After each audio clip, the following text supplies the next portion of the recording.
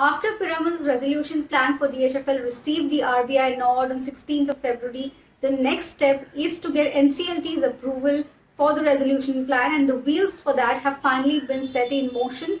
Remember, that is the last step and the most crucial approval in the list of pending approvals that are there right now for Piramal Capital and Housing Finance to bag DHFL finally. And the NCLT, the Mumbai bench of NCLT, started hearing the details of the resolution plan today, finally, after the petition was put forth in front of NCLT a few days ago. And the details of the resolution plan were heard by the court today. The hearing will continue on 22nd March and probably after that as well.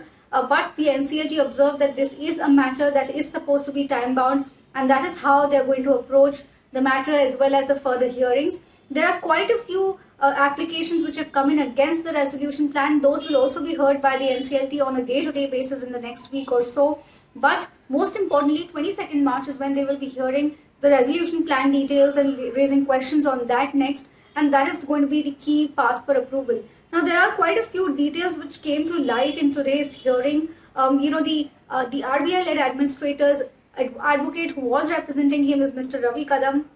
Apart from the fact that he put forth the bid amount of 37,250 crores in the public domain officially for the first time, there were details on the operational creditor haircuts, etc. So Mr. Ravi Kadam has said that operational creditors will be getting only 1.64%. That is the recovery for them. So it's a huge haircut coming in. 162 crores the total amount owed to operational creditors, of which they will be paid only 3 crore as per the plan.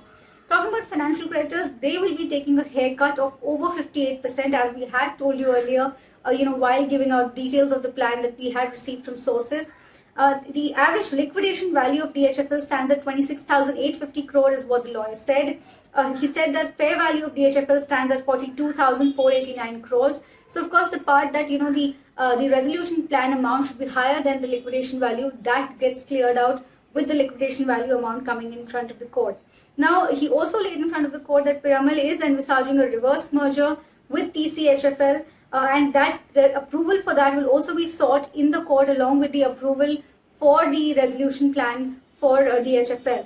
If you take a look at the resolution plan that has been put forth by Piramal, it stands the total bid stood at 37,250 crores. In that, there is an upfront cash component of 17,700 crores, which includes the upfront interest payment. It also includes the interest that is being gathered from the retail book since the time of the insolvency proceedings, started until now. That amounts to around 3,000 crores, which will also go to financial creditors. And there's also a 19,550 crore amount which will be paid to creditors via NCDs. And the top creditors to DHFL, top financial creditors, the debenture holders make up the largest chunk of around, with exposure around 46,300 crores. Followed by SBI, Bank of India, Canara Bank, Union Bank, and a host of other banks. So we will have to see what happens in the next few hearings, because this is where a lot of objections and counter petitions come in. So how long this process drags in court is something we have to be watching. But 22nd March is going to be the next hearing date.